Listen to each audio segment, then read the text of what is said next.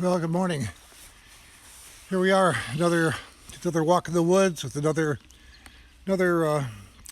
great day out here in the kingdom. Um, Nothing like the woods to really give us a sense of connection.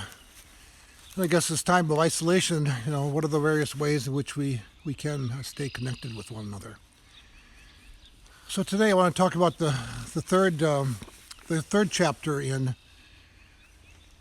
Restoration Point, which has to do with the illness.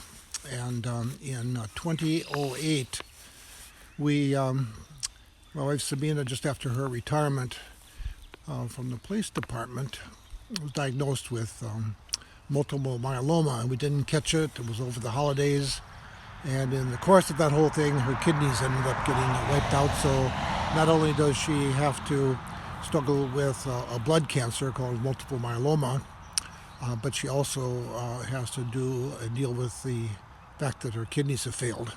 And so we do home dialysis 5 days a week. And there's a poem about that. I'll talk to you about that.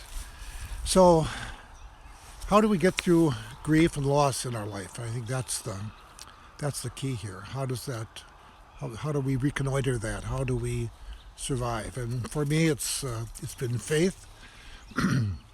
I've had some experiences dealing with grief and loss. Just 2 years before that, our oldest granddaughter was killed in an automobile accident. So we had that on top of it. So let's start with some poems this morning. The first one is, I wish I didn't love you so much. I wish I didn't feel your pain and fear. But then, what would that be? What would I be? We became one flesh that beautiful, cold, windswept day so long ago. And now we two cannot be separated. And what you feel brings the sadness you see in my eyes. And then the dialysis poem called 5 out of 7.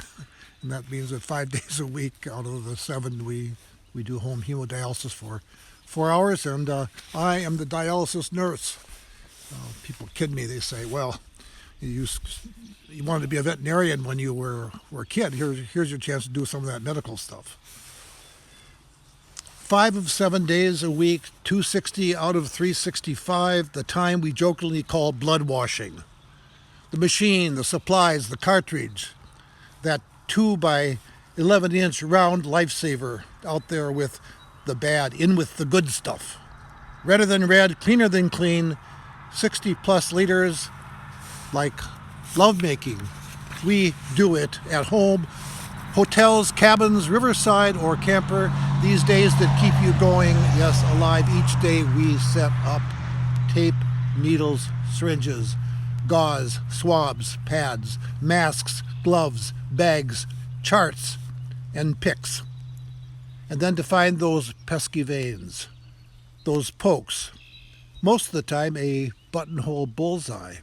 Alas, when not, soon off we go. 3 hours of pumping and cleaning from the magic machine, and us waiting in between time. Then miraculously it's up on your feet, out the door, seeking our life, suspended for a time, free at last. And yes, thank God Almighty, free until tomorrow. And another one which was one of those poems where you're sort of reflecting on the person you love and you see that she's dying. In the soft morning shadows, you lay sleeping. I see your dreams spreading across your face, some known to me, some unknown. Which ones have I thwarted? Which ones have I helped? We lay together, waking over 10,000 times, and now like 2 Marines on a beachhead. Each morning matters. Each one. We cannot go back, only press on, to that which we cannot know or even imagine. We get up, brushing sand off our clothes, and advance together.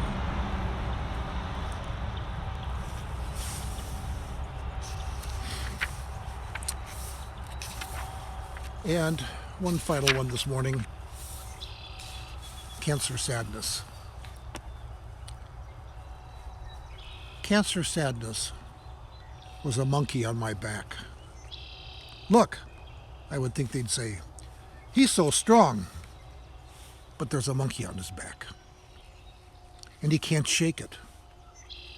Embarrassed, I would gulp my grief, swallow my tears.